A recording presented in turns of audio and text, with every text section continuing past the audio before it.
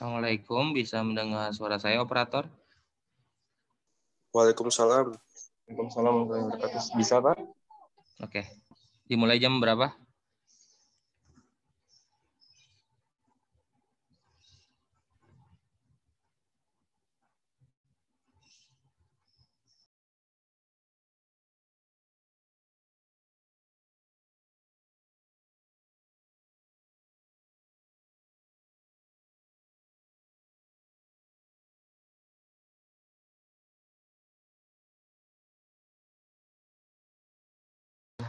Sebentar, Pak.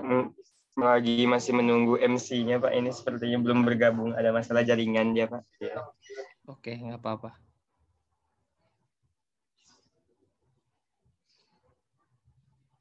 Bentar.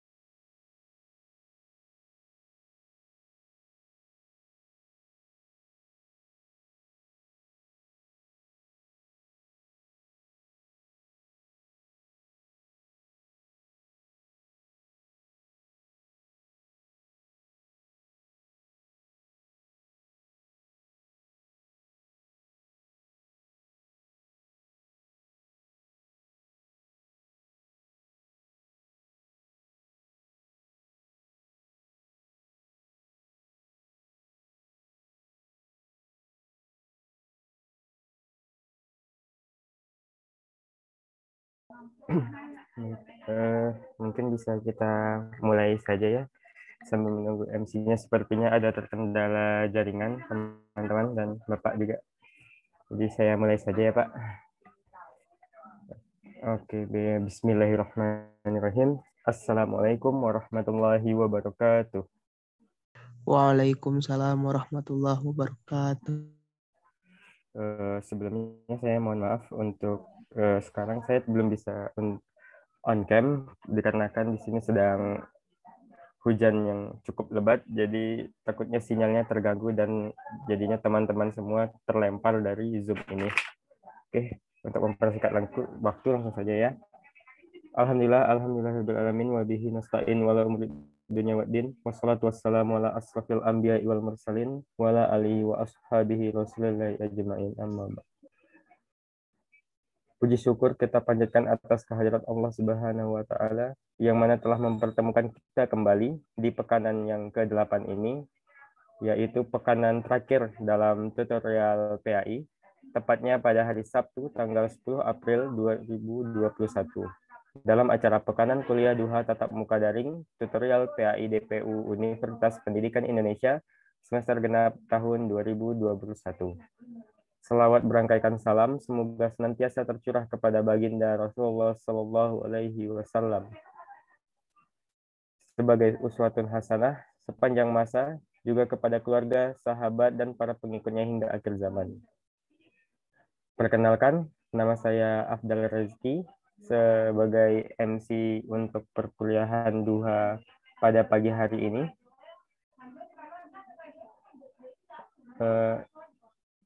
Pada kali ini, tema pekanan kita yaitu menyikapi perbedaan pendapat dalam memahami ajaran Islam di kalangan umat Islam. Dan alhamdulillah di tengah-tengah kita sudah ada Bapak dosen untuk pemateri kita pada pagi hari ini, yaitu yang terhormat Bapak Hilman Taufik, yang insya Allah akan berbagi kepada kita semua pada pagi hari ini pemahamannya juga dan untuk beberapa menit ke depan.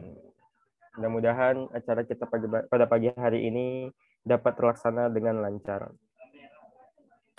Selanjutnya, sebelum kita memulai acara pekanan pada pagi hari ini, saya akan men-share screen beberapa tata tertib yang perlu kita ikuti untuk pertemuan pada pagi hari ini.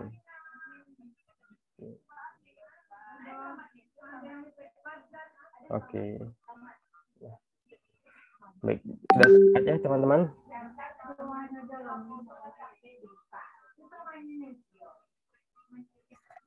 Halo, sudah terlihat ya?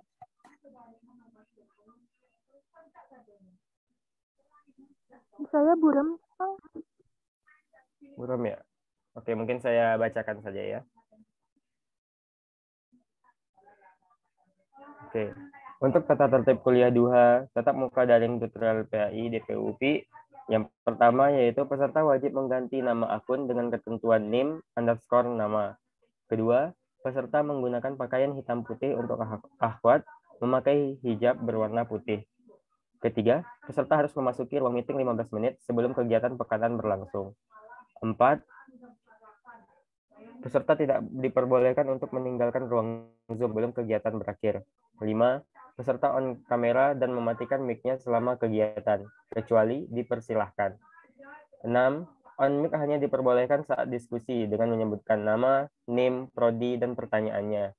7, peserta mengisi presensi in dan out melalui link G-Form yang dibagikan. 8, tautan presensi tidak boleh disebarluaskan. 9, kolom chat hanya diperbolehkan untuk bertanya dalam sesi diskusi jika mic tidak bisa digunakan. 11, peserta wajib meresum pematerian kuliah duha. Untuk resum bisa diketik atau ditulis dengan tangan asalkan bisa dipahami. 12, dalam lembar resum, peserta harus menyertakan tanggal, nama materi, dan pekan keberapa. 13, peserta harus melaporkan hasil resum dengan cara memfoto hasil resum dan mengunggahnya melalui tautan presensi out yang akan diberikan pada saat sesi diskusi telah berakhir. 14. Jika ada pertanyaan terkait presensi ataupun ada kendala sinyal, langsung chat CP fakultasnya masing-masing. 15. Peserta harap mengikuti arahan dari panitia dan senantiasa berkomunikasi dengan santun kepada dosen pemateri, panitia maupun sesama peserta, Selanjutnya yang terakhir yaitu peserta wajib menjaga ketertiban selama kegiatan berlangsung. Baik. Mungkin itu tata tertibnya untuk kuliah duha kita pada pagi hari ini. Sebentar, sepertinya untuk MC kita sudah bisa bergabung ya. Oh ya sudah ya. Assalamualaikum Kang Mufli, sudah bergabung.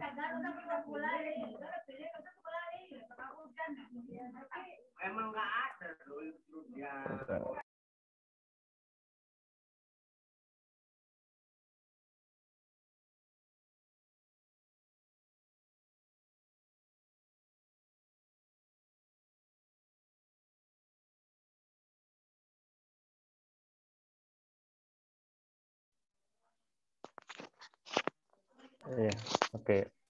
Alhamdulillahirrahmanirrahim. Ya, sudah Kang, sudah terlihat. Sudah terlihat. Oke. Baik, Ya, oke, mungkin untuk selanjutnya saya serahkan ke Kang Mufli ya. Tadi sudah dibuka oleh Kang Mufli. Ya, sudah. Langsung dilanjutkan Kang untuk acara selanjutnya. Silahkan. Oke, baik. Bismillahirrahmanirrahim. Assalamualaikum warahmatullahi wabarakatuh. Waalaikumsalam. Waalaikumsalam warahmatullahi wabarakatuh. Alhamdulillahirrahmanirrahim. Segala puji hanya milik Allah Subhanahu wa Ta'ala, yang mana atas berkat rahmat dan karunia-Nya kita masih bisa diberikan kesempatan olehnya untuk mengikuti kegiatan Pekan Kuliah Duha di hari ini, yang mana insya Allah ini merupakan kuliah duha kita terakhir gitu. Jadi saya harapkan teman-teman mengikuti kegiatan ini dengan sebenar-benarnya gitu, karena mudah-mudahan ini merupakan yang terakhir, jadi teman-teman nggak akan pernah ada lagi gitu ya untuk kuliah duha gitu. Jadi saya harapkan teman-teman bisa menyimak pematerian ini dengan baik. Oke, karena alhamdulillah tadi telah dibuka juga oleh Kang Afdal, maka dari itu saya mohon izin untuk menyampaikan ke acara berikutnya, yakni insya Allah adalah merupakan pematerian yang akan disampaikan oleh Bapak Hilman Taufik Abdillah, yang alhamdulillah beliau sudah hadir di room ini juga, yang mana insya Allah juga hari ini kita akan membahas mengenai, atau tema kita pada hari ini adalah tentang menyikapi perbedaan pendapat dalam memahami ajaran Islam di kalangan umat Islam gitu ya. Oke, sebelum kita masuk ke pematerian, saya mohon izin untuk menyampaikan menyampaikan kurikulum PT beliau agar kita lebih kenal lagi gitu, karena tak kenal juga maka tak sayang gitu. Ketika kita sudah kenal beliau, insya Allah kita akan mudah menyerap informasinya gitu. Dan teman-teman mungkin bisa dilihat di layar, itu agak buram juga ya kalau misalnya di saya, tapi biarkan izinkan saya untuk membacanya. Pertama itu nama beliau Bapak Hilman Taufik Abdillah MPD, kemudian pangkat atau jabatan golongannya penata muda tingkat 1, 3B pengajar. Kemudian instansinya Departemen Pendidikan Umum FPIPS Universitas Pendidikan Indonesia. Nah, kemudian alamat rumah beliau berada di Perum BKI Blok B 124 Kojengkang Cimalaka Sumedang. Nah, Sumedang ya. Kemudian nomor telepon beliau barangkali teman-teman ingin menghubungi beliau gitu ya. Yakni 082 317 878 456 atau WhatsApp-nya 089 534 708 07777. Nah, kemudian riwayat pendidikannya beliau pertama di SDN Dharma Raja 2, kemudian di MTSN Sukamana, kemudian di MAN Sukamana, kemudian S1-nya di UPI Bandung mengambil jurusan Ilmu Pendidikan Agama Islam, dan S2-nya UPI Bandung juga mengambil Pendidikan Agama Islam. Insya Allah ya. Kemudian riwayat pekerjaannya beliau pernah menjadi guru BTQ di SMA 1 Bandung, kemudian dosen part-timer di Politeknik Manufaktur Bandung, kemudian dosen tidak tetap di Departemen Pendidikan Umum FPIPS UPI, kemudian dosen LB di Unibi ya, kemudian dosen tidak tepat di Stikes Raja Wali. Nah, kemudian dosen tidak tetapnya itu di Departemen Pendidikan Umum FPIPS UPI dari tahun 2015 sampai sekarang ya. Kemudian juga ada pengalaman penelitian beliau ya, Masya Allah sekali ini. Ada penelitian, nama proyeknya penelitian afirmasi, pemberi dananya kemudian dana LPPM UPI. Judul penelitiannya nih ya, barangkali teman-teman ingin tahu, adalah pendidikan inklusif berbasis karakter pada mata kuliah umum bagi ya. Kemudian jabatannya anggota 1 ya, kemudian besar dananya wow, 25 juta gitu ya teman-teman, dan tahunnya 2018. Nah, Masya Allah sekali teman-teman, itu singkat mengenai CV beliau, karena kita tahu juga beliau sudah sangat berpengalaman gitu, sehingga belum cukup untuk disampaikan di sini semuanya gitu ya. Oke. Kemudian banyak sekali ya, selain itu ada publikasi ilmiah juga, kemudian ada pengalaman pengabdian kepada masyarakat dalam 5 tahun terakhir, kemudian banyak ya sekali. Karena kita sudah tahu dan mengenal beliau, dan beliau pun sudah hadir sekarang di sini juga. Insya Allah beliau akan menyampaikan pematerian mengenai menyikapi perbedaan pendapat dalam memahami ajaran Islam di kalangan umat Islam. Pada hari itu kepada Bapak Hilman Taufik, saya persilahkan untuk menyampaikan pemateriannya. Kepada Pak. Terima kasih, Saudara MC. Bismillahirrahmanirrahim. Assalamualaikum warahmatullahi wabarakatuh. Alhamdulillah wa nastaghfiruh wa na'udzu billahi min syururi anfusina wa min sayyiati a'malina. May yahdihillahu fala mudhillalah wa may yudhlil fala hadiyalah.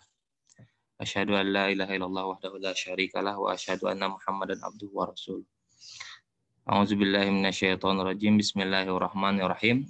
Atiiullah wa atiiur rasul wa ulil amri minkum fa in tanaza'tum fi syai'in faruddu ila Allahi wa rasul.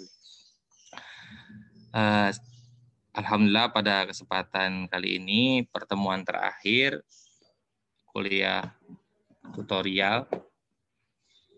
Semoga kalian sehat selalu dan semoga apa yang sudah Anda dapatkan pematerian baik di perkuliahan daring dari pertemuan awal sampai pertemuan hari ini terakhir, kita diberikan keberkahan, khususnya berkah ilmu serta berkah hidup. Tidak lupa selawat serta salam mari kita curah limpahkan kepada Nabi kita, Nabi Muhammad SAW. Hari ini kita akan membahas mengenai tema yang ditutup dengan bagaimana menyikapi perbedaan di masyarakat dan bagaimana sikap kita ketika melihat perbedaan tersebut. Nah, mungkin nanti saya akan rundown dari awal mula mengapa terjadinya perbedaan, apa yang melatar belakanginya, kemudian bagaimana sikap kita melihat perbedaan tersebut. Boleh operator di share screen? Nah, yang sering terlupakan oleh kita sebagai Muslim, terkadang kita lupa bahwasanya Rasulullah Shallallahu Alaihi Wasallam kemudian dengan para sahabat melakukan muamalah, yang mana muamalah ini akan menimbulkan yang namanya perbedaan. Nah, ketika kita melihat perbedaan dalam perspektif ajaran, nah ini yang sering terlupakan oleh kita. Pertanyaan pertama saya tulis di sini, apakah ada perbedaan pendapat pada masa Rasulullah? Yang kedua, apa para sahabat dan kemudian ulama besar berselisih paham dalam memutuskan hukum? Dan yang ketiga, bagaimana sikap para ulama atau para sahabat ketika berbeda pendapat atau berselisih paham? Yang mana hari ini banyak sekali kajian-kajian ataupun kalian mengikuti pengajian dan eksesnya bukan hal yang positif. Nah, ini yang menjadi bahaya. Kemudian saya ambil sampel misalkan yang karena yang sering meruncing itu mengenai musik. Karena tidak menutup kemungkinan di antara kalian ada yang menyukai musik dan ada yang tidak suka adanya musik.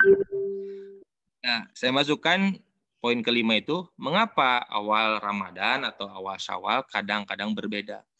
Ini juga kan perbedaan misalkan nanti ketika awal Ramadan itu diputuskan oleh Kemenag.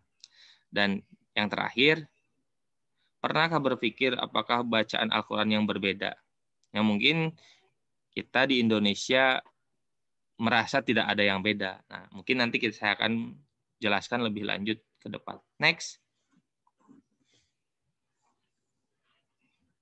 Nah, ini yang pertama yang menjadi mengapa adanya perbedaan. Nah, ini berdasarkan Quran Surat Al-Maidah 48. Jadi, memang ini fitrah manusia. Fitrah manusia. Jadi, kata Allah dijelaskan, walau sya'allahu lajalak ummatan wahidah. Kalau Allah menghendaki, niscaya kamu dijadikannya satu umat. Tetapi tidak. Nah, walakin liyabluwakum fima atakum. Nah, di sini lihat.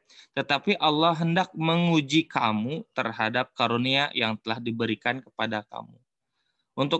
Untuk apa? Fastabikul khairat. Untuk berlomba-lomba dalam berbuat kebajikan. Ada ayat lain misalkan dalam surat Al-Mulk, alladzi khalaqal mauta wal hayata liyabluwakum ayyukum ahsanu amala. Siapa sih yang terbaik amalnya? Nah, nanti kita akan bahas juga mengenai asbabul wurud hadis. La yusolli ahadun asru illa fi bani Quraido. Nah, di sini nanti Anda akan tahu mengapa adanya selisih paham para sahabat ketika Rasulullah bersabda seperti itu. Janganlah seseorang melakukan sholat asar kecuali di Bani Quraido. Hadis riwayat Bukhari Muslim. Nah, di sini nanti Anda akan tahu sejarah perbedaan pendapat para sahabat.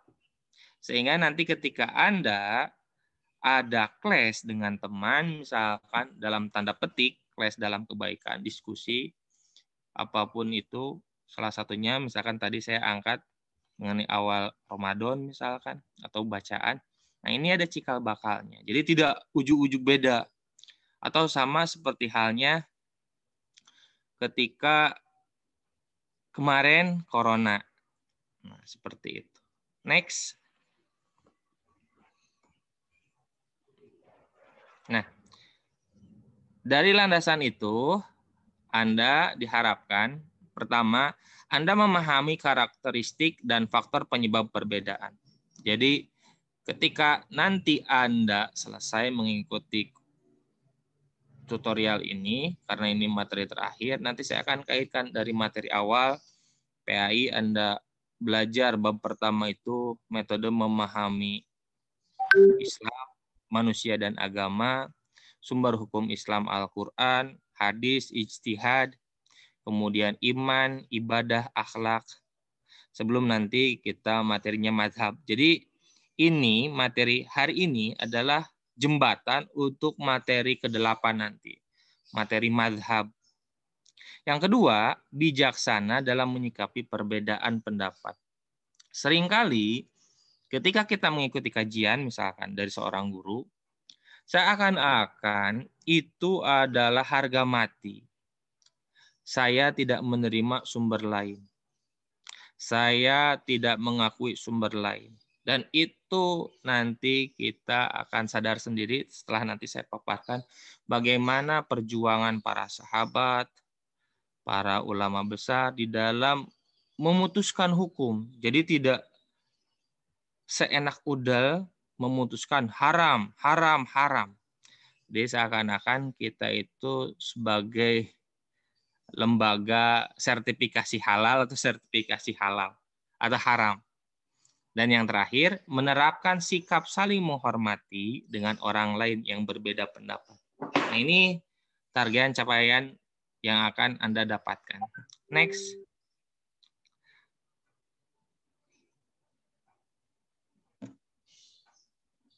Nah, pertama, ini secara umum dulu. Sebab-sebab perbedaan pendapat. Yang pertama, beragam arti dalam lafaz bahasa Arab. Mengapa berbahasa Arab? Nah, pertama, kita harus akui bahwasanya Al-Quran itu berbahasa Arab. Satu itu. Jadi banyak kandungan dalam Al-Quran yang tidak bisa langsung secara tekstual kita pahami. Nanti di depan saya jelaskan. Yang kedua, hadis juga berbahasa Arab. Jadi kita tidak bisa langsung mencerna hadis Nabi. Ada hadis-hadis tertentu yang harus dianalisa. Dia tidak langsung, kecuali hadis-hadis fadhailul a'mal. Misalkan, idza ghadaba ahadukum falyatawaddu. Jika seseorang di antara kaum marah, maka wudulah. Itu jelas instruksinya. Oh, itu fadhailul a'mal, bisa langsung diamalkan. Tapi ketika misalkan salah satu hadis, shollu kama ra'aitumuni usolli, salatlah sebagaimana saya salat. Bagaimana Rasulullah salat?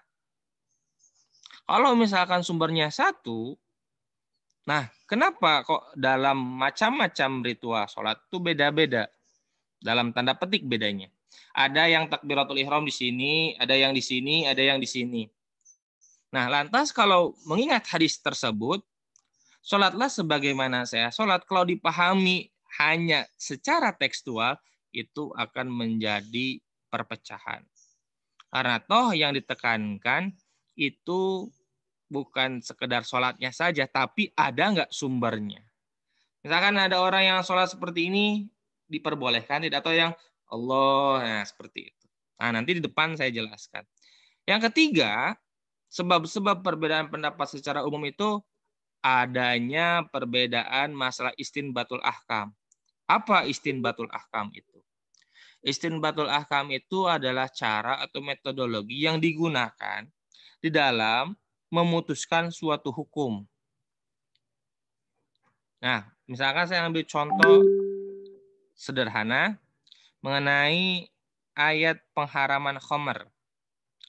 Itu tidak ada ayat, satupun ayat yang mengatakan sesungguhnya sabu-sabu haram. Ada nggak tulisan bahasa Arabnya misalkan? Inna sabu-sabu haramun, nggak ada. Wa inna ganja haramun, nggak ada. Tapi itu dikiaskan dengan ilat yang sama-sama memabukkannya. Dan ini di kalangan para ulama ramai, jadi tidak asal gitu. Tidak asal ketika terjadinya perbedaan pendapat itu tidak asal langsung menyalahkan, karena ada proses yang dilakukan oleh para ulama, khususnya ulama mujtahid di dalam menetapkan suatu hukum. Nah, 3 poin inilah yang nantinya jadi poin pokok para ulama di dalam menetapkan hukum. Next. Nah, saya ingin bahas sedikit mengenai yang ketiga ini. Yang pertama, ketika tadi dibahas adanya perbedaan di dalam bahasa Arab itu karena apa?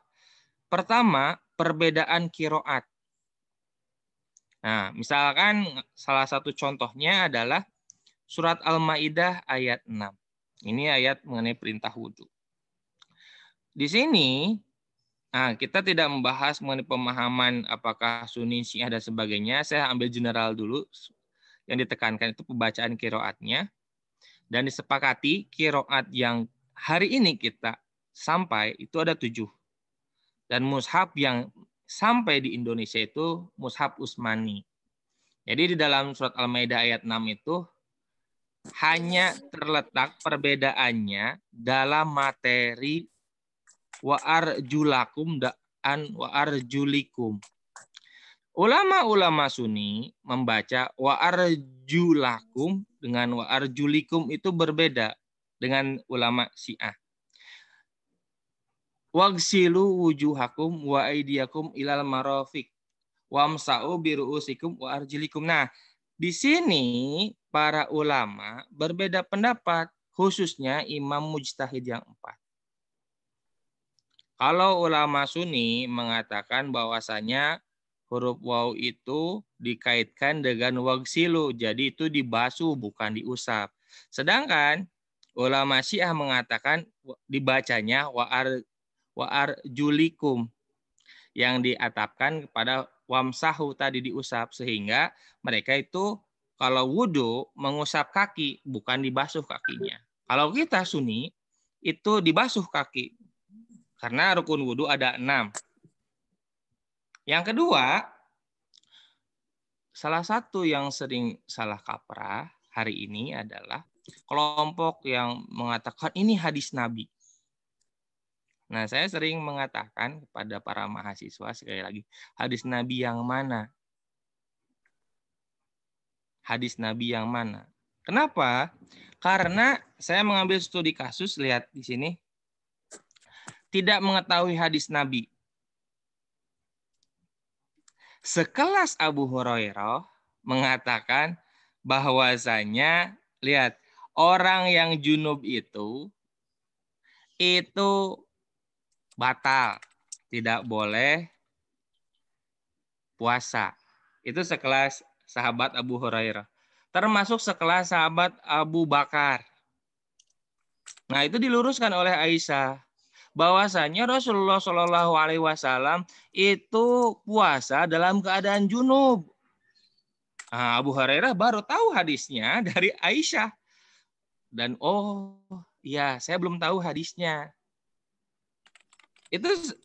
Nah, kenapa itu terjadi? Karena interaksi antar sahabat itu beda-beda. Terkadang ketika Rasul mengatakan hadis A ke si A, si B tidak mendengar atau tidak ada dalam kumpulan tersebut. Yang menjadi pertanyaan besar adalah mengapa hadis yang diriwayatkan Aisyah itu sedikit, dibanding yang dilakukan oleh Abu Hurairah misalkan. Nah, itu pertanyaan lanjutan nanti kalau Anda tertarik mendalami ilmu hadis. Tetapi ini sebagai karakteristik memahami dan faktor penyebab perbedaan, Anda tanamkan. Ternyata sekelas sahabat saja itu tidak semua sahabat mengetahui hadis. Jadi jangan pikir Anda, wah sahabat itu enggak. Nah, di sini Anda harus paham bahwasanya sekelas sahabat saja seperti itu, apalagi saya ketika berdebat dengan teman. Hati-hati loh. Ini yang menyebabkan nanti Anda bermusuhan dengan teman ataupun nanti debat kusir dengan teman. Yang ketiga, perbedaan di dalam memahami dan menafsiri teks. Nah, ini yang saya sebutkan tadi. Di dalam memahami Al-Quran, ada yang dinamakan dengan dalil qot'i atau dalalah qot'i dan dalalah zanni. Apa itu? Jadi, ada ayat yang bisa langsung kita pahami, ada ayat yang butuh penafsiran. Saya ulangi. Ada ayat yang langsung tegas perintahnya, misalkan ayat perintah mengenai sholat. Aqimis shalah wa atuz zakat. Dirikanlah sholat dan tunaikanlah zakat. Itu jelas perintahnya. Tapi bagaimana tata cara sholat? Tadi kaitannya dengan hadis Nabi. Shollu kama ru'aitumuni usolli. Sholatlah sebagaimana aku sholat. Karena Al-Quran masih bersifat global. Ijma. Nah, ayat-ayat yang dhoni, yang perintahnya masih dalam tanda petik itu kurang jelas, maka disinilah terjadinya perbedaan pendapat para ulama, khususnya imam mujtahid. Nah, sebagaimana tadi dikatakan, para sahabat itu berbeda pendapat mengenai tadi. Nabi mengatakan, tidak ada sholat asar kecuali di Bani Quraidah. Nah, disinilah cikal bakal nantinya setelah Rasulullah wafat, kelompok hadis dan kelompok ru'yah atau disebut para pemikir yang disebut dengan imam mujtahid atau ahli fikih. Kelompok hadis ketika mendengar hadis itu tekstual, memahami bahwasanya Rasulullah tidak memerintahkan untuk sholat. Maka dari itu mereka memahami teks hadis tersebut sehingga para sahabat sholat di Bani Quraidah. Sedangkan kelompok yang kedua yang nantinya jadi pelopor para pemikir Islam itu melaksanakan sholat di perjalanan. Dan apa reaksi Rasulullah? Rasulullah tidak menyalahkan kedua-duanya dan mengatakan benar. Kepada kelompok yang tadi secara tekstual yaitu kelompok ahli hadis, nantinya itu cikal bakal ahli hadis di sana ketika memahami hadis tersebut, kamu telah mematuhi perintahku, baik untuk kamu. Yang kedua, kelompok yang ru'yah tadi, ahli pemikir, kamu telah mengambil esensi dari hadis ini. Dikhawatirkan Rasulullah itu tidak sampai waktu asar di Bani Quraidah, maka kelompok ru'yah ini melakukan sholat di perjalanan. Nah itu, dari tadi tuh, dari poin kedua, tidak mengetahui hadis Nabi. Yang keempat adalah pertentangan dalil.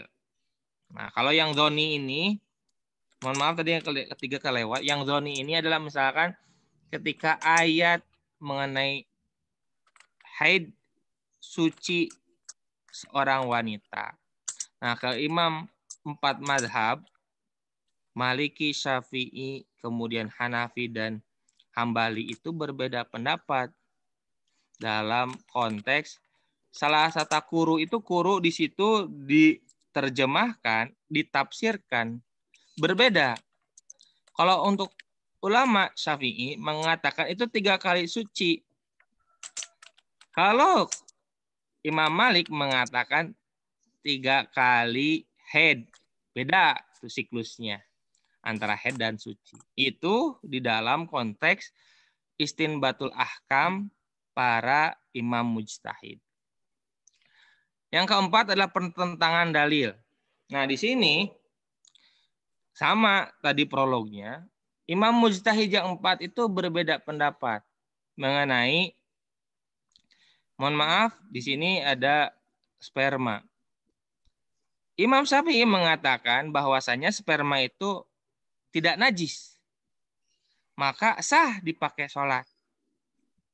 Sedangkan Imam Hambali dan Abu Hanifah itu mengatakan tidak sah, termasuk najis. Yang kedua, misalkan contoh yang diambil itu mengenai batal wudhu. Batal wudhu Imam Syafi'i adalah bersentuhan kulit laki-laki dan perempuan. Sedangkan Imam Abu Hanifah dan Imam Malik itu tidak batal ketika bersentuhan kulit laki-laki dan perempuan. Dan yang terakhir, penyebab perbedaan di kalangan kita, khususnya para fuqaha ini, mengambil metodologi hukum Islam antar para fuqaha. Jadi, keimam madhab yang 4 ini, meskipun satu guru satu ilmu, tapi mereka tidak saling menyalahkan satu sama lain.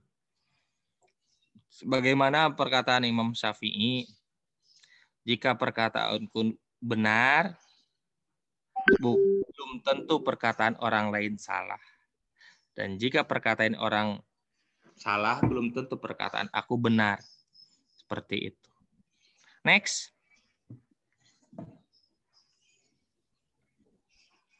Nah, setelah kita mengetahui perbedaan dan karakteristiknya, oh ternyata para sahabat termasuk imam besar, kemudian para mujtahid, ternyata masih ada ayam. Bagaimana caranya? Saya mengambil contoh di sini mengenai hukum musik. Kenapa saya ambil hukum musik ini? Karena memang ada kajian yang mengatakan musik itu haram, sehingga menyebabkan Anda kebingungan. Dan itu juga ada di mahasiswa UPI yang mengatakan musik itu haram. Yang kedua, musik itu boleh. Mengapa ini jadi pro kontra? Pertama, tadi tidak ada dalil secara qot'i yang mengatakan musik itu haram. Saya ulangi, tidak ada satupun dalil yang mengatakan musik itu haram. Sama sumbernya, tafsirannya sama dalam surat Luqman ayat 6. Lahwal hadis itu perbedaan pendapatnya sangat kentara di antara ahli tafsir. Nah, tetapi yang paling kuat pendapatnya di sini adalah hukum asal musik itu mubah. Nah, maka ada yang mengatakan apakah alat itu mempunyai hukum? Tidak. Misalkan Anda mempunyai suling. Karena memang ada dikatakan nanti gitar, suling itu diharamkan. Anda mempunyai golok. Ketika Anda misalkan jadi petani dan menggunakan golok itu atau arit sebagai alat untuk Anda mengumpulkan rumput, membantu Anda mengumpulkan rumput, itu bermanfaat buat Anda. Tapi lantas ketika Anda, nauzubillah min dzalik, menggunakan alat itu untuk melakukan kejahatan, lantas yang dihukumnya alatnya atau kamunya sendiri. Nah, disinilah jadi alat itu tidak ada hukum. Sama seperti hanya misalkan hadis mengenai tasabuh.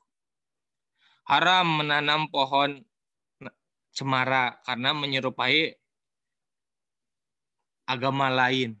Salah apa? Emang cemara itu punya agama? Nah, di sini yang harus Anda wajib tahu mengenai hukum itu bukan melekat kepada benda, tapi kepada orangnya. Sekali lagi. Jadi alat itu memang tidak ada bisa dihukumi oleh kita. Nah, yang harus kita tanamkan pertama tanamkan bahwa mereka yang berbeda pun mempunyai pegangan dalil.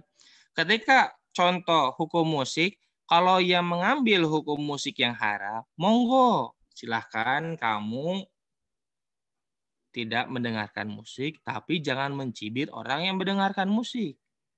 Nah, yang menjadi pertanyaan besar adalah kalau Anda mengharamkan musik, terus bagaimana kita berkomunikasi? Karena ringtone HP pun itu adalah lagu musik.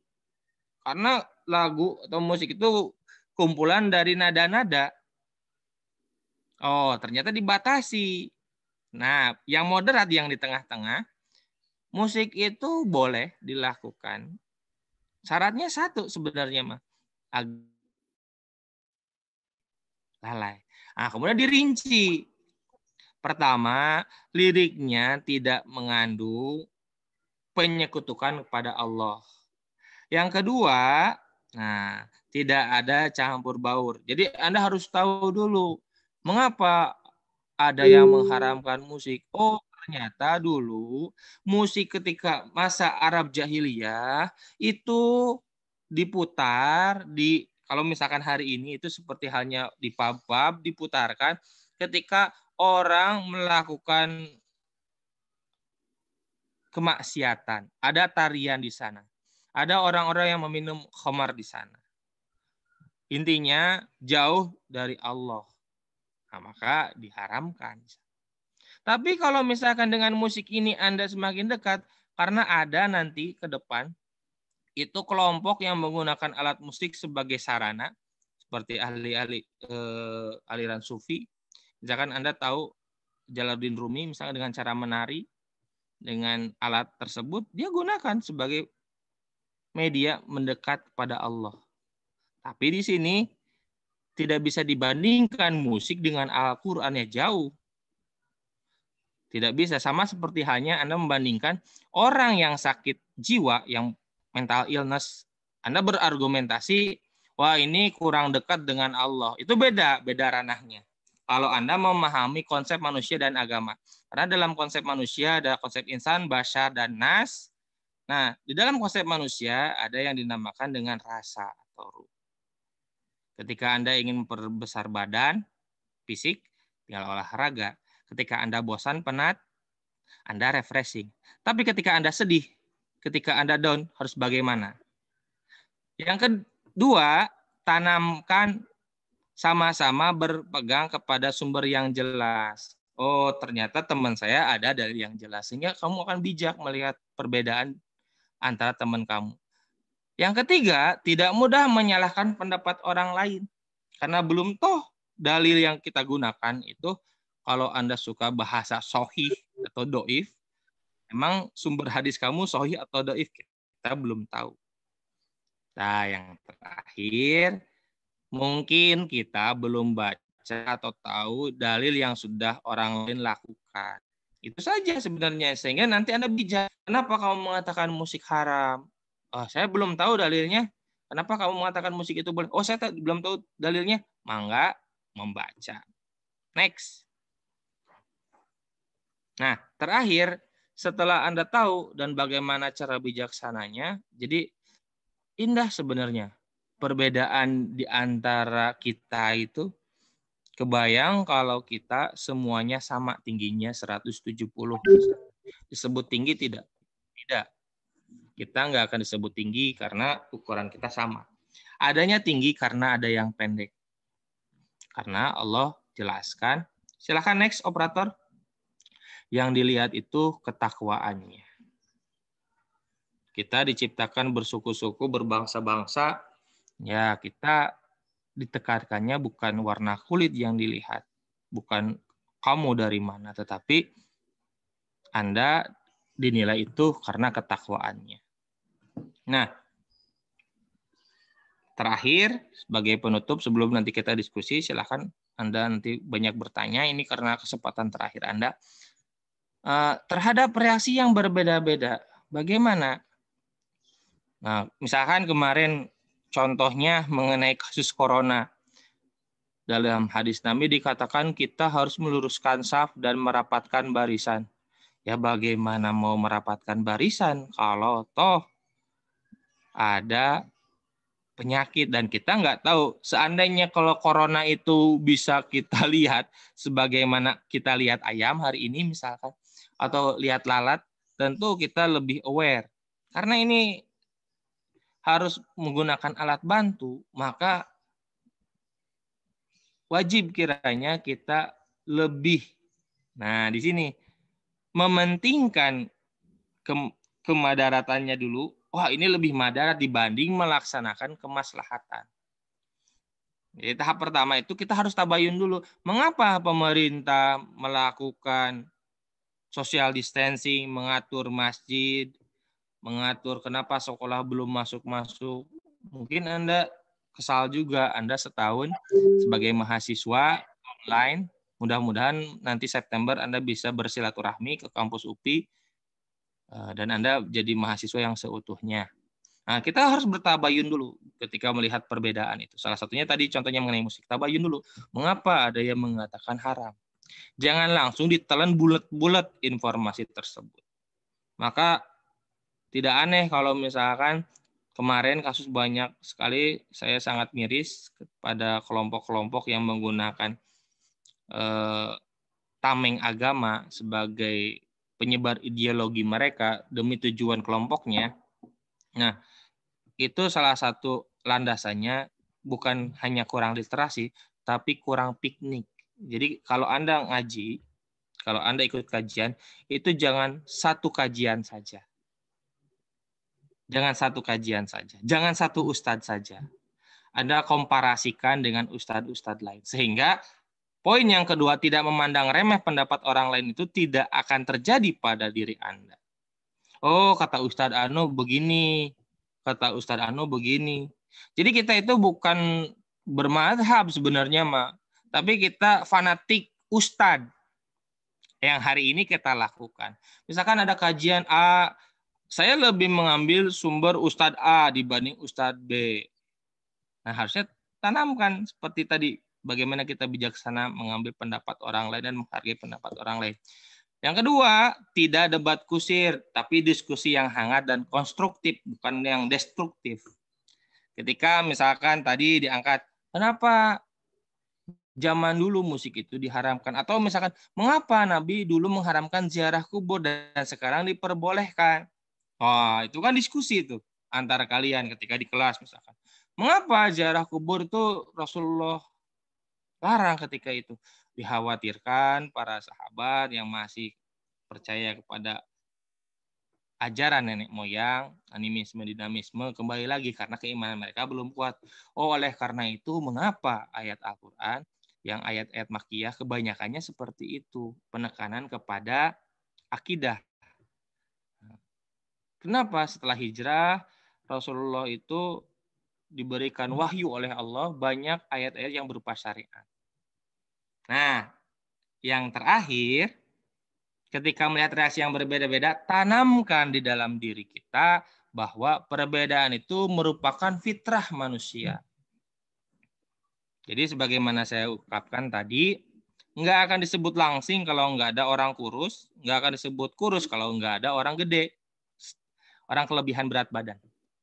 Nah, contoh misalkan saya ambil contoh bagaimana pendiri NU dan Muhammadiyah. Nah, ini pendekatan analisa kronologi sejarah. Mereka berdua, beliau ini pendiri organisasi terbesar di Indonesia, NU dan Muhammadiyah. Kiai Haji Hadratus Syekh Hasyim Asy'ari dengan Kiai Haji Ahmad Dahlan. Dua-duanya menggunakan media pendidikan. Tetapi perbedaan mendasar di antara mereka ketika mereka berguru sama di Kiai Khalil Bangkalan, kemudian di Semarang, kemudian nanti bertemu lagi di Mekah. Nah, Kiai Haji Hasyim Asy'ari lebih condong mendalami ilmu-ilmu hadis, sedangkan Kiai Haji Ahmad Dahlan itu condong kepada metode atau studi Islam. Yang mana nantinya NU sebagai cikal bakal pondasi pesantren yang banyak mendirikan pesantren-pesantren yang sangat besar, salah satunya misalkan Gontor, Tebu Ireng dan sebagainya dengan macam-macam pesantren. Sedangkan Muhammadiyah terkenal dengan metode pembelajarannya. Jadi meskipun mereka sama satu guru satu ilmu, tetapi dengan tujuan yang sama, ingin melepaskan diri dari penjajah Indonesia. Kiai Haji Ahmad Dahlan berpendapat umat Islam itu terpuruk karena masih tradisional, maka dia berjuang bagaimana pendidikan agama itu masuk ke sekolah formal. Maka diundang-undangkanlah ketika Orde Baru pendidikan agama yang tidak ada di negara lain. Hanya di Indonesia pendidikan agama itu ada dan masuk undang-undang. Sampai hari ini Anda ngontrak mata kuliah pendidikan agama Islam ada sampai universitas. Sedangkan Kiai Haji Hasyim Asy'ari, wah ini produk barat. Saya tidak mau nanti para penerus ini lupa akan jati diri kebangsaannya, budaya Indonesianya. Maka pendekatannya beliau lebih menekankan pendidikan pesantren di sini. Kalau Ahmad Dahlan mengadopsi pendidikan dari barat, kalau Kiai Haji Hasyim Asy'ari menekankan pendidikan pesantren, yang mana pendidikan pesantren adalah satu-satunya pendidikan yang tidak dilekang oleh zaman dan tidak pernah mati. Nah, dari kedua contoh ini, dari kedua tokoh yang revolusioner ini, kita bisa melihat bagaimana ketika awal mula Muhammadiyah muncul, Hasyim Asy'ari, Kiai Haji Hasyim Asy'ari tidak melarang. Terdengar ketika itu sudah berdiri Muhammadiyah, ada seseorang, oh itu Muhammad Darwis, saudara saya, dukung, tidak gontok-gontokan. Yang mana hari ini kita kalau ikut kajian itu gontok-gontokan, wah kamu musik haram, wah kamu mengatakan musik bol dan sebagainya, cadar dan sebagainya. Itu tolong dihindari. Bagaimana kita akan berkembang? Sekelas pendiri NU dan Muhammadiyah saja lebih mengutamakan bagaimana kita lepas dari belenggu penjajahan dengan cara mereka masing-masing. Nah, itulah yang harus kita tekankan sehingga dari awal tadi kita tahu, oh ternyata sejarah perbedaan pendapat itu sudah ada sejak zaman Nabi. Nah, perlu diketahui, apakah ada perbedaan di zaman Nabi? Ada. Hanya saja, silakan di next. Hanya saja pada zaman Nabi itu perbedaan dilakukan oleh para sahabat. Nanti pada endingnya Nabi yang membenarkan. Seperti itu. Jadi mudah-mudahan Anda di sini diharapkan tidak lagi melakukan debat usir, merasa diri paling benar, dan mudah menyalahkan orang lain. Dan itu menandakan bukan ilmu padi, karena ilmu padi semakin banyak ilmu itu semakin merunduk, bukan semakin congkak. Nah, jadi pahami betul ternyata sekelas Abu Hurairah, sekelas Abu Bakar, sekelas Umar bin Khattab itu tidak marah ketika merasa di omongannya itu didebat ataupun dibantah. Nah, bagaimana sikap legowo ini ada di hati-hati para mahasiswa, khususnya Anda para penerus ajaran agama Islam ini. Terima kasih. Kembalikan ke moderator. Alhamdulillah, baik. Terima kasih banyak kepada Bapak Hilman yang telah menyampaikan pematerian yang sangat luar biasa mengenai tema kita, yakni menyikapi perbedaan pendapat dalam memahami ajaran Islam di kalangan umat Islam. Nah, alhamdulillah dari apa yang Bapak Hilman sampaikan tadi, barangkali dari teman-teman semuanya tersirat beberapa pertanyaan atau hal-hal yang ingin ditanyakan, atau mungkin ada sesuatu permasalahan-permasalahan mengenai tema kita untuk ditanyakan kepada Bapak Hilman. Mangga teman-teman semuanya untuk menyampaikan pertanyaannya sekarang. Jadi untuk sekarang adalah sesi tanya jawab. Maka kepada teman-teman untuk menyampaikan pertanyaannya, barangkali ada yang ingin ditanyakan.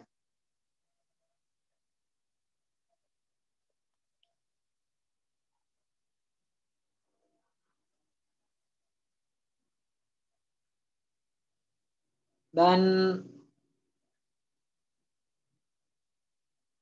boleh teman-teman untuk raise hand terlebih dahulu, kemudian menyampaikan pertanyaannya, atau langsung on mic pun nggak apa-apa.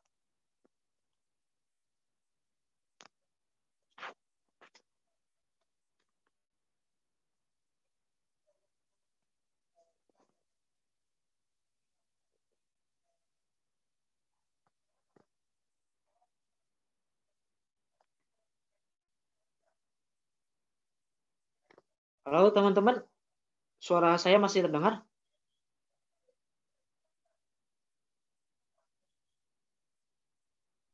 Terdengar, Kang.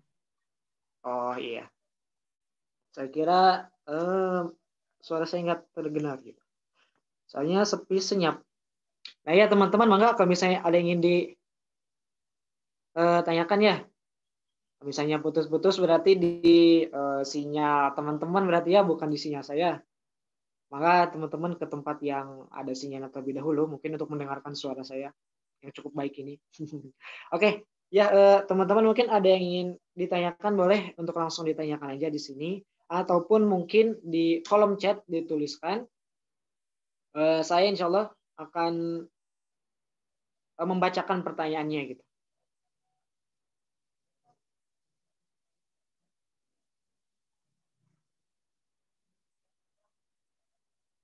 Oke, mangga dari Nurfitria, mangga untuk menyampaikan pertanyaannya. Ya, bismillahirrahmanirrahim. Assalamualaikum warahmatullahi wabarakatuh. Waalaikumsalam warahmatullahi wabarakatuh. Sebelumnya terima kasih kesempatan. Perkenalkan, nama saya program studi pendidikan anak usia dini. Ustadz Fitri mau izin tanya nih tentang perbedaan pendapat dalam implementasinya, kan misalnya di organisasi nih. Saat di organisasi ini tuh kan suka ada perbedaan pendapat ketika rapat atau diskusi. Nah, pada kenyataannya kan kalau misalnya pendapat kita tuh nggak diterima atau nggak disepakati itu kan ada gitu sedikit besarnya rasa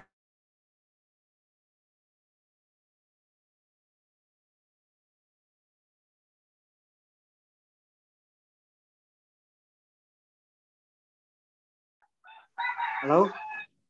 ya. Ya, tadi maaf Putus-putus ya, suaranya Kang? agak putus. Ya, Diulang ya, Kang? boleh. Oke. Nah, dalam organisasi ketika rapat tuh saat pendapat kita tuh nggak disepakati atau nggak disetujui, itu kan sedikit banyaknya ada rasa sedih atau gimana gitu. Nah, bagaimana cara menyikapi itu tuh supaya nggak melebar dan nggak keterusan gitu. Kayak gitu pertanyaannya, Ustadz. Oke. Terima kasih. Jazakallahu khairan.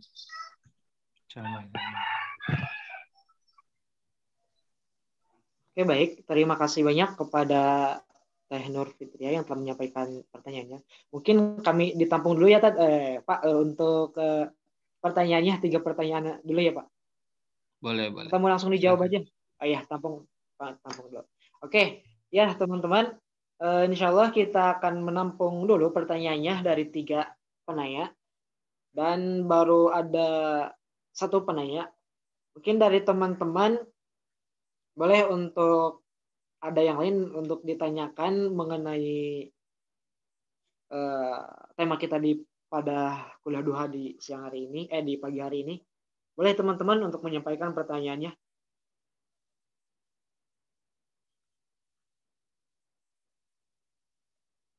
Ini ada anak MPP sama IEKI, silakan. Anak MPP, IEKI, sama tadi PAUD kan sudah perwakilannya. Ditunjuk aja Iya, betul. anak MPP, IEKI. Ya, boleh mangga dari jurusan MPP dan IEKI untuk mengirimkan perwakilannya untuk bertanya gitu ya. Mungkin sekarang dari MPP terlebih dahulu, mangga untuk menyampaikan pertanyaannya.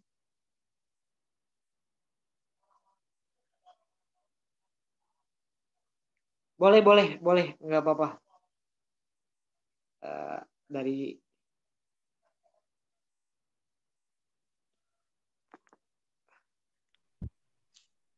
saudari Tuti ya. Ya. Assalamualaikum warahmatullahi wabarakatuh. Waalaikumsalam. Perkenalkan, saya Puji Tritita dari jurusan PG PAUD. Izin bertanya, bagaimana cara kita menyikapi orang yang merasa pendapatnya itu paling benar gitu. Maksudnya orang tersebut nggak mau dikalahkan gitu, Kang. Seperti itu. Terima kasih.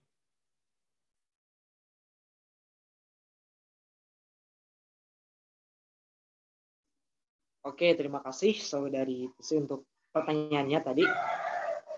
Oke, terakhir mungkin 1 penanya lagi untuk menyampaikan pertanyaan. Dan juga teman-teman ya, sekarang juga itu adalah kuliah duha terakhir kita. Jadi kalau misalnya ada yang bertanya, silahkan sampaikan aja pertanyaannya. Karena nggak akan ada lagi sesi tanya jawab seperti ini gitu nanti. Dan juga, nah udah ada nih dari saudari Ismi. Mangga, dipersilakan. Izin, Kang. Saya dari IEKI mau bertanya bagaimana cara ya sama saya tadi ya menyikapi orang yang mempermasalahkan perbedaan. Kayak misalnya kan sebentar lagi mau Ramadan nih, masalah tarawih itu nggak pernah beres-beres ya, 11 dan 23 rakaat. Nah, bagaimana kita menghindari dari perdebatan dan menyikapinya, itu kan cara menghindarinya. Terima kasih.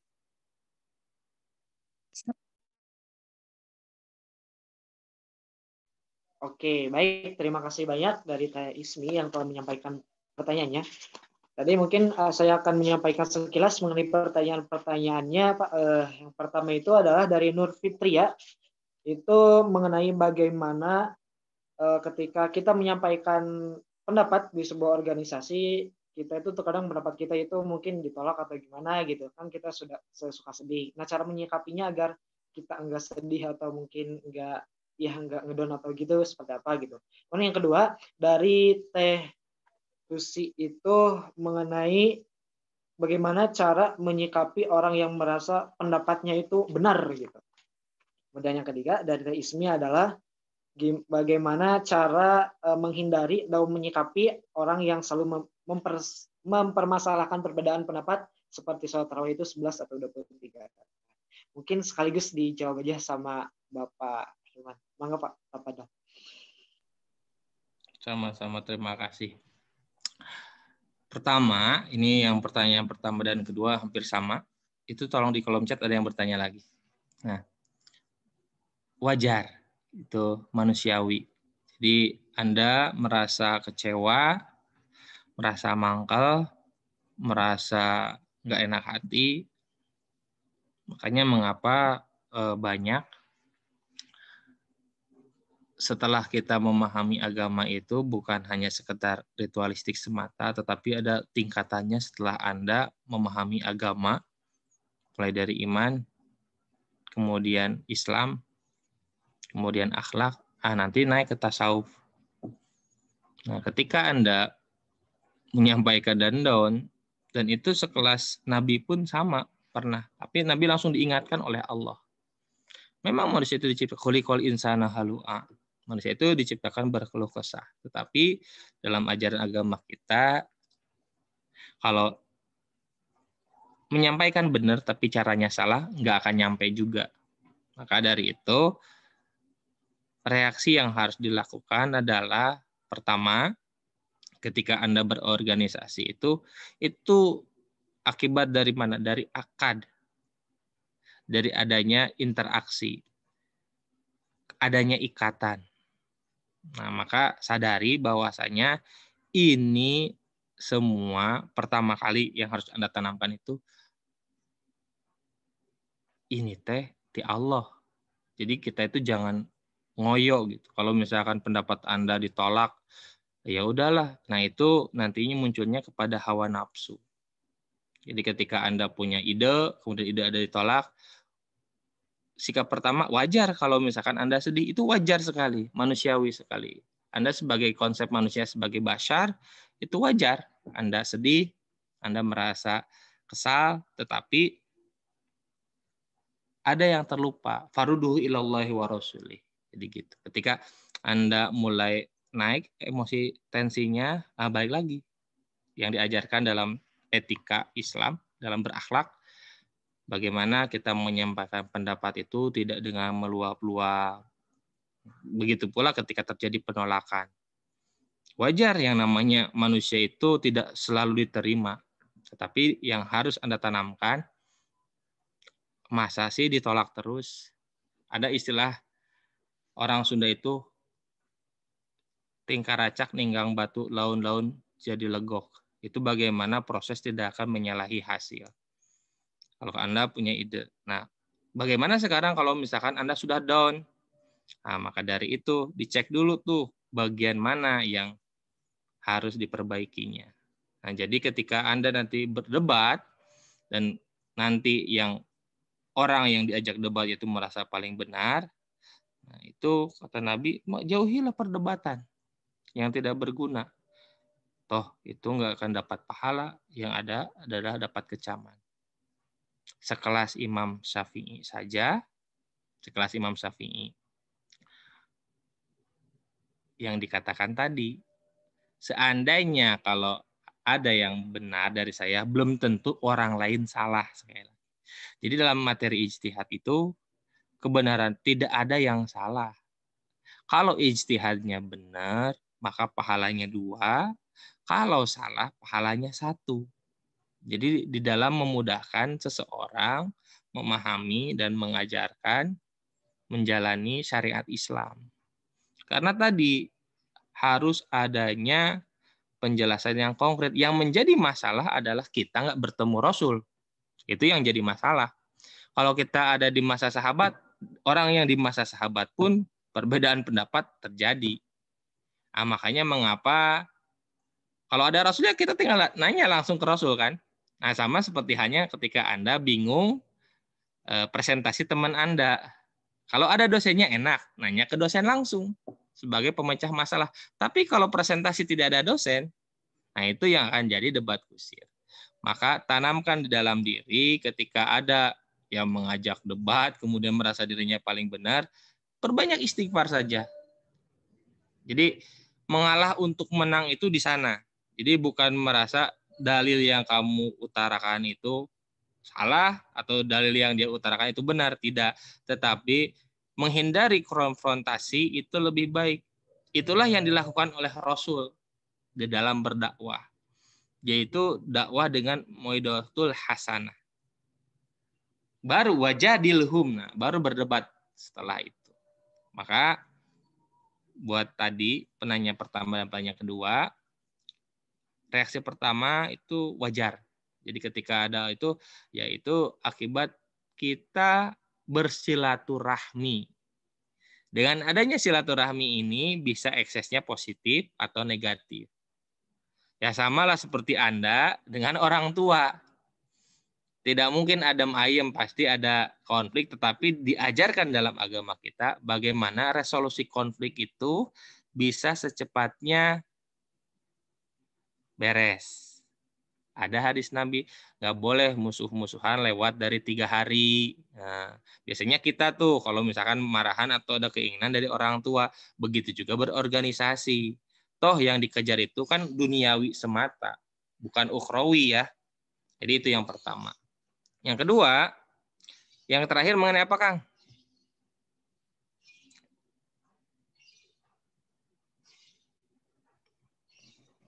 Ya, bagaimana, Pak? Mengenai yang terakhir, pertanyaan terakhir. Terakhir itu mengenai yang mempermasalahkan perbedaan yang 11 sampai 23. Inilah yang menyebabkan umat Islam di Indonesia, khususnya yang saya katakan, saya kategorisasi itu ada yang ortodok, tradisional, kemudian ada yang semi modern dan modern. Ini yang nggak pernah maju-maju. Yang kita bahas hari ini hanya berkutat masalah itu saja. Wah, kamu kunut, nggak kunut, kamu tahlilan, nggak tahlilan, kamu 11, 23, orang lain mah sudah membuat Hyperloop misalkan, Elon Musk sudah membuat persiapan, dan Tesla misalkan, kita masih beribut masalah ritualitas semata. Nah, di sini kalau tadi pegangannya, maka samakan frame nih buat yang ketiganya.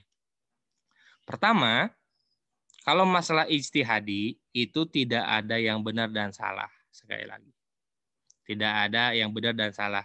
Ada juga pahala 2, pahala 1. Itu yang pertama yang harus dipegang. Yang kedua, oh ini ranah mana nih? Dalil yang mana ini masuknya? Kita nggak melihat secara kualitas hadisnya, tapi lihat kemaslahatannya. Nah, saya ingin sedikit ceritakan bagaimana 15 tahun yang lalu ketika saya di DT misalkan. Di DT itu, sholat itu 2. Kalau puasa. Jadi kalau sholat tarawih itu 2 imamnya. Ada imam yang 11, ada imam yang 23. Jadi kalau yang 11 ya lanjut 11. Setelah 11 berhenti silahkan. Nah, nanti witirnya masing-masing dia udah 8 udah stop. Nah, yang 23 ikut 23. Jadi tidak ada gontok-gontokan antara mahasiswa itu. Nah, kalau banyak tugas misalkan mereka ambil yang 11. Kalau yang lagi imannya kuat, kalau bahasa mahasiswa itu, wah saya lagi semangat nih, saya ambil 23. Silahkan. Seperti itu. Jadi balik lagi kepada reaksi kita melihat perbedaan itu. Tetapi Anda sebagai anggota masyarakat, khususnya di keluarga, kalau Anda punya power misalkan, pertama cek literasinya. Kalau Anda tertarik, kalau ada sumber yang sudah Anda baca, tawarkan nih sumber hadisnya yang 11 itu seperti ini. Oh, ternyata Dibandingkan, dikomparasikan. Ternyata hadis tarawih itu yang kuat yang mana? Nah, itu baru dianalisa, diskusi itu. Tapi bukan berarti ketika sudah menemukan, oh ternyata yang kuat itu yang 11, atau oh ternyata yang kuat itu 23, bukan berarti yang 11 itu tidak mengandung pahala sekali lagi.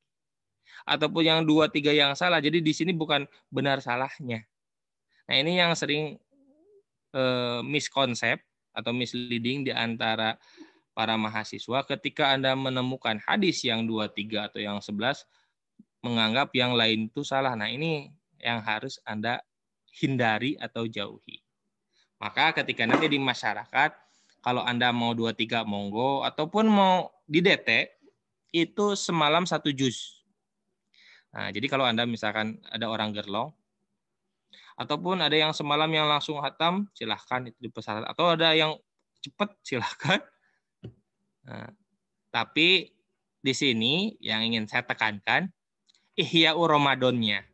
Terlepas jumlahnya mau 11, mau 23, asal tujuannya menghidupkan ritual ibadah di bulan Ramadan, mangga. Jadi saya tidak akan mengatakan, udah kamu 11 saja, atau udah kamu 23 saja. Kalau Ihya'u Ramadan berarti secara kuantitas lebih banyak dong dibanding yang 11. Kalau secara kuantitas, berarti kalau orang ibadah sholat sunatnya lebih banyak dibanding yang 11, itu secara kuantitas. Tapi kalau secara kualitas hadis, kita harus lihat secara mendalam. Nah, tapi yang ingin saya tekankan, seluruh ulama sepakat bahwa sholat witir itu sholat terakhir. Maka kalau Anda ingin sholat tahajudnya, nanti witirnya diakhirkan. Tahajud itu adalah sholat selepas Anda tidur. Udah, tidur dulu. Seperti itu. Kalau misalkan Anda ingin witir, ya silahkan. Witir dulu. Berarti kita tahajud itu kudu pakai witir. Jadi banyak yang perdebatan, Pak, saya mau tahajud. Ya harus tidur dulu. Mau qiyamul lail, ya silahkan. Kalau Anda mau witir, silahkan sholat witir. Tapi patokan tahajud itu tadi, sholat setelah kamu tidur dulu. Kalau mau witir setelah isya, silahkan kamu witir. Seperti itu. Nah itulah yang harus kita pahami di dalam menyikapi perbedaan, khususnya tadi berorganisasi dan bagaimana menyampaikan. Nah, yang perlu diingat, bukan menyampaikan pendapat guru mata, tetapi mohon maaf, yang sering dilupakan itu kita selalu menyampaikan dengan egosentris kita. Ketika Anda menganggap menemukan satu, mungkin teman kita belum tahu, kita mengedukasi betul tujuannya, tetapi jangan memaksakan paham kita kepada teman kita. Nah, itu yang menjadi egosentris, yang menjadi bahaya itu. Misalkan di sini MC punya paham, saya mengatakan musik itu tidak boleh. Saya mengatakan musik itu boleh. Silahkan. Nah, diskusi di sana, bukan mendedet. Oh, kamu salah, bla bla bla. Nah, itu tidak akan sehat diskusi maupun nanti berpendapat antar satu sama lainnya. Jadi prolognya, menurut sumber yang saya baca, nah, menurut dari kajian saya, teman yang lain pun dari kajian yang lain, seperti itu. Itu lebih enak berdiskusi dibanding ego yang muncul. Karena memang secara konsep manusia, ya manusia mempunyai ego satu sama lain. Itu mungkin, semoga Anda tidak puas. Wallahu a'lam. Oke, baik. Alhamdulillah Pak, terima kasih banyak atas jawabannya. Mungkin sekarang ada 2 penanya lagi Pak di sini. Boleh saya untuk menyampaikan pertanyaannya lagi Pak? Silakan. Ya, pertama itu ada dari Teh Tria dari Prodi MPP. Itu pertanyaannya adalah bagaimana cara menanggapi jika ada orang yang mengatakan kepada kita yang sedang mendengarkan musik, itu kita itu dikatakan lebih baik membaca Al-Quran saja ketimbang nyanyi-nyanyi nggak jelas gitu. Mungkin itu sembari nyeletuk atau gimana gitu Pak. Nah kemudian yang kedua itu adalah dari Teh Sinta dari Prodi MPP juga. Izin bertanya, jika misalnya kita tidak tahu mengenai hukum sesuatu hal, namun ada teman atau orang yang memberitahukan bahwa hal itu benar dan ada dalilnya, tapi kita sendiri merasa tidak yakin terhadap hal tersebut. Pertanyaan saya, bagaimana cara agar kita mengetahui bahwa hal dalil akan sesuatu itu benar dan dapat dipercaya? Terima kasih banyak. Nah, itu pertanyaan yang kedua, Pak. Bagus sekali pertanyaannya. Betul itu nomor pertama kalau Anda mendengarkan. Nah, tapi di sini yang harus ditekankan sekali lagi, itu tidak apple to apple. Nah, saya ulangi, itu tidak apple to apple. Musik dengan Al-Quran jelas itu nggak apple to apple. Nah, tetapi win-win solusinya seperti apa? Pak, saya pecinta musik, bagaimana misalkan Haji Roma Irama kan bermain musik. Berarti saya asumsikan Haji Roma Irama itu mengambil dalil musik itu sebagai alat dakwah. Nah, di sini yang harus ditekankan secara komprehensif kepada para mahasiswa, betul memang jelas tidak bisa dibandingkan. Membaca Bismillahirrahmanirrahim itu ada 19 kata, itu sudah jadi pahala, 19 pahala tuh. Kalau Ramadan dikalikan 7 sampai 300 sampai unlimited. Bayangkan 19, ambillah 20 kali 7 sudah 140 pahala yang Anda baca. Nah, bagaimana Pak biar menjadi berkah dan ibadah misalkan, biar menjadi pahala? Simpel sebenarnya. Kalau misalkan Anda pencinta musik, ada syarat-syaratnya. Kalau misalkan Anda mendengarkan musik setengah jam, masa sih nggak bisa membaca Quran terlebih dahulu, misalkan ketika subuh. Nah, yang ditekankan di sini, saya di sini misalkan, saya pasti setuju kepada kelompok yang mengatakan bahwasanya lebih baik membaca Quran. Jelas itu tidak ada pengingkaran di sana. Itu jelas sekali dibanding musik. Tetapi di sini tidak setiap, sekali lagi, tidak setiap orang yang bermusik itu salah. Karena salah satunya tadi saya ambil Haji Roma Irama digunakan nada dan dakwah.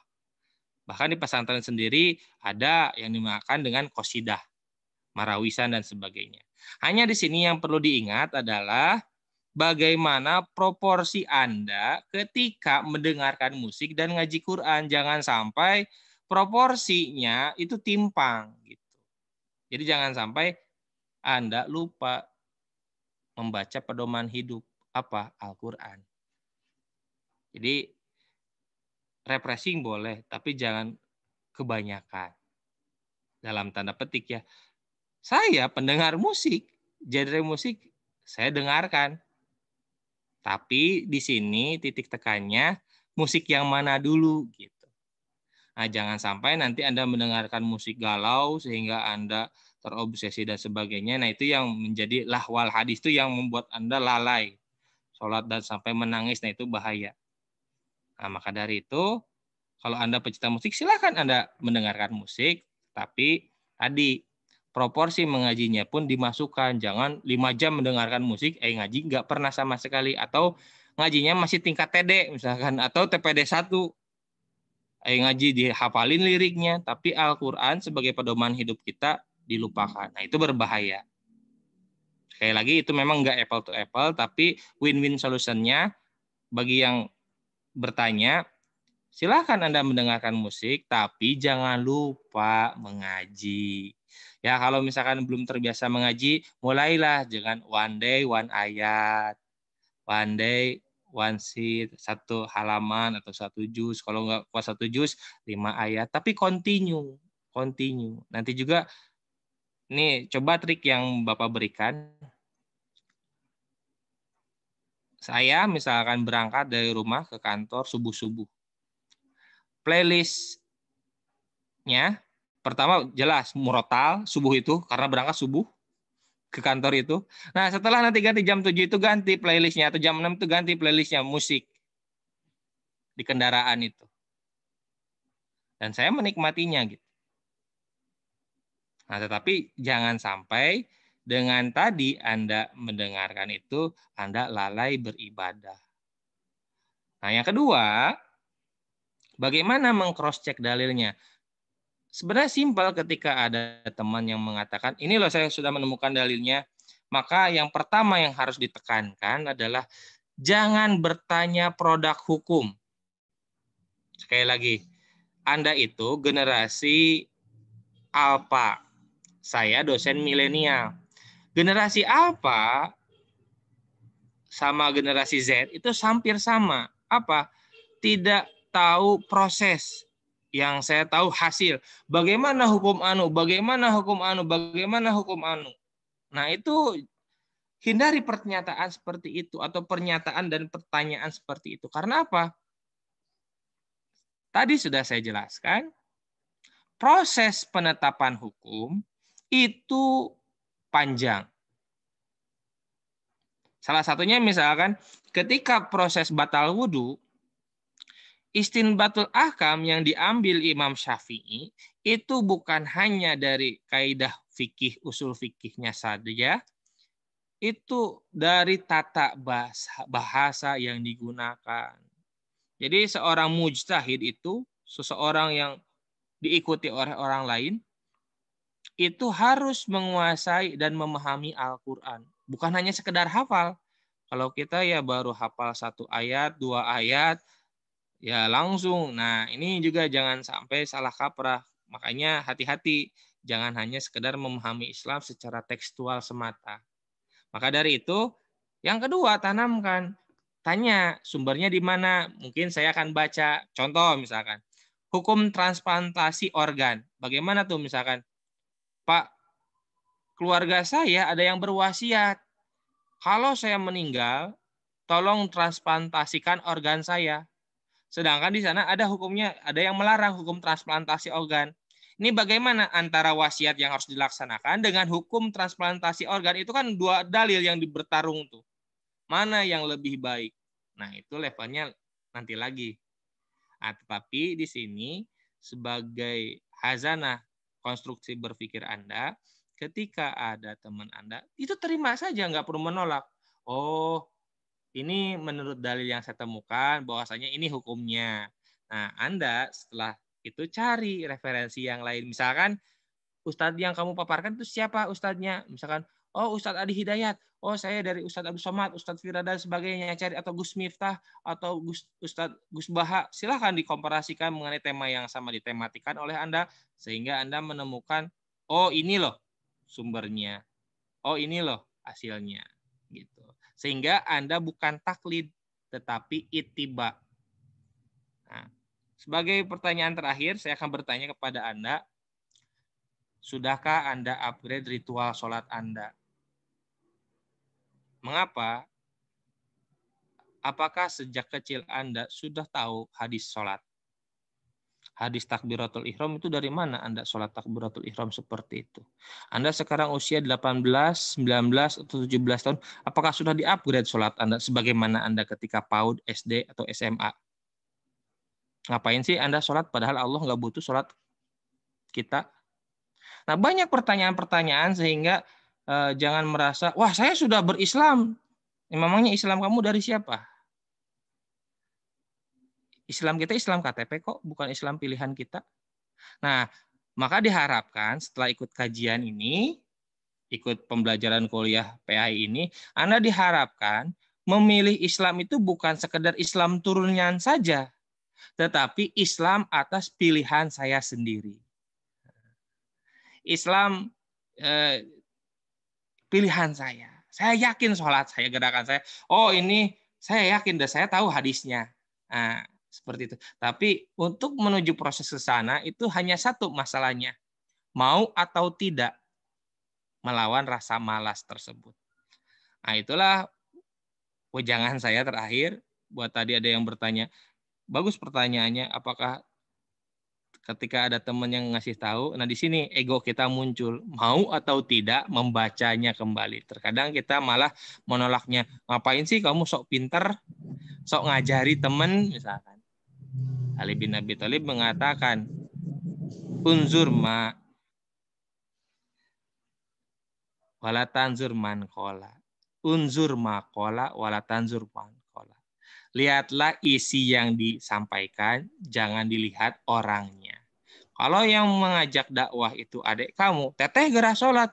Jangan bilang, kamu tahu apa anak kecil, jangan begitu. Karena yang diajak itu benar ngingetin sholat. Nah disinilah kita terkadang suka kalah dengan yang disebut malas. Secara tidak langsung kita kalah oleh setan. Itu saja pemaparan yang bisa saya sampaikan. Wallahu a'lam bishawab. Baik, terima kasih banyak kepada Bapak Hilman yang telah menyampaikan pemateriannya. Dan mungkin sebagai terakhir, saya persilahkan kepada Bapak Hilman untuk menyampaikan closing statement-nya sekaligus menutup rangkaian kegiatan tutorial ini dengan resmi, Pak. Oke. Terima kasih.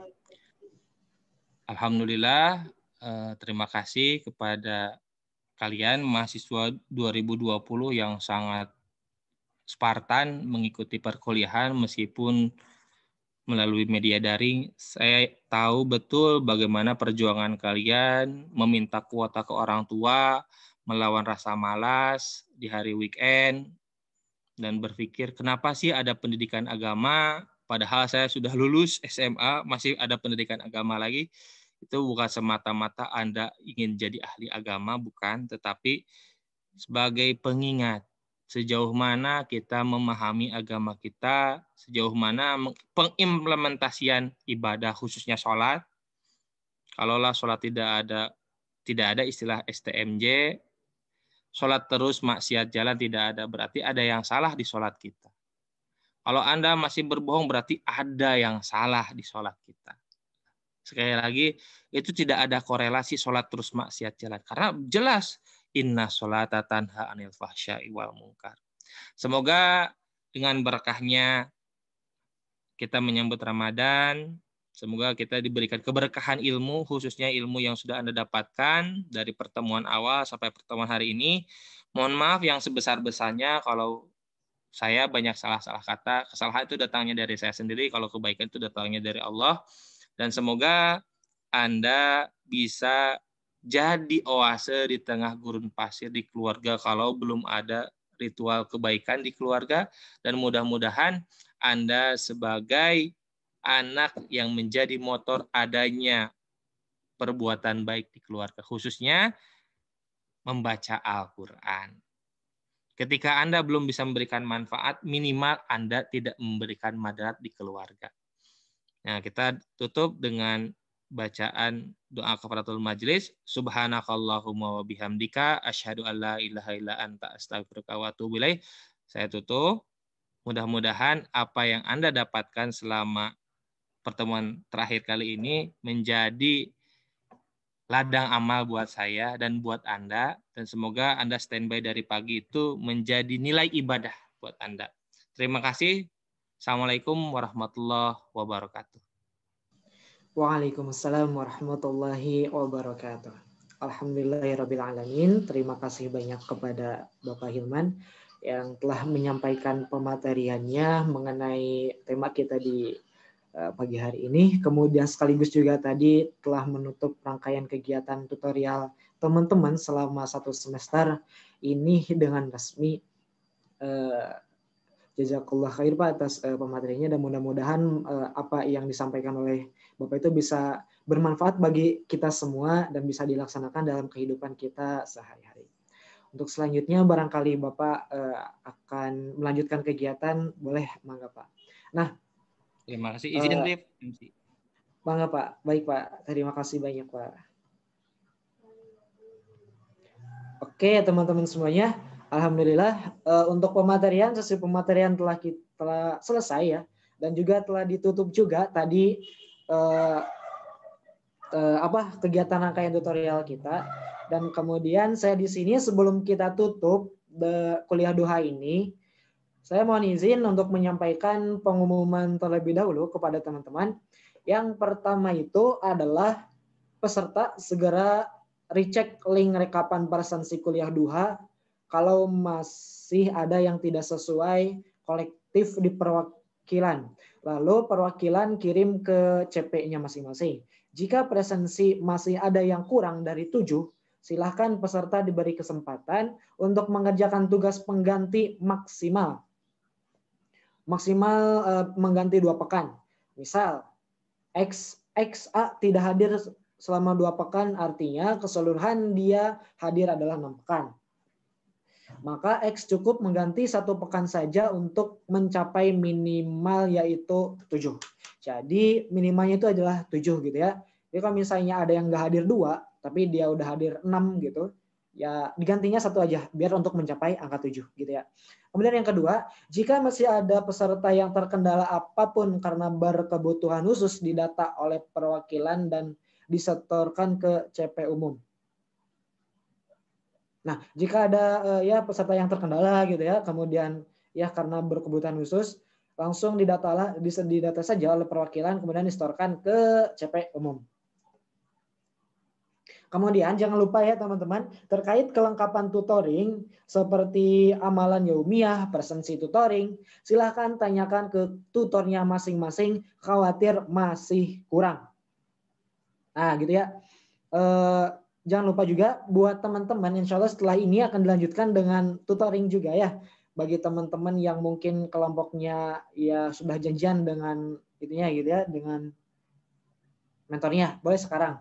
Nah, kemudian teman-teman, mungkin seperti itu dari yang bisa saya sampaikan. Dan terakhir, karena kita ini merupakan pertemuan terakhir juga, saya mengucapkan terima kasih banyak kepada teman-teman semuanya atas partisipasinya selama kuliah 2 ini. Dan saya memohon maaf yang sebanyak-banyaknya apabila saya banyak kesalahan, dan juga saya dengan Kang Afdal, kemudian dengan pengurus tutorial yang lain juga apabila banyak kekurangan kepada teman-teman, kami mohon maaf.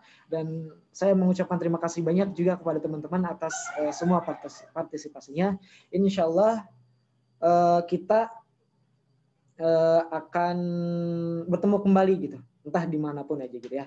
Oke, terima kasih banyak teman-teman. Mari kita tutup saja kegiatan kuliah duha hari ini dengan bacaan hamdalah bersama-sama. Alhamdulillahirrabbilalamin. Dan terima kasih banyak kepada teman-teman. Mohon maaf dari saya mewakili seluruh pengurus tutorial. Assalamualaikum warahmatullahi wabarakatuh. Waalaikumsalam. Waalaikumsalam warahmatullahi wabarakatuh.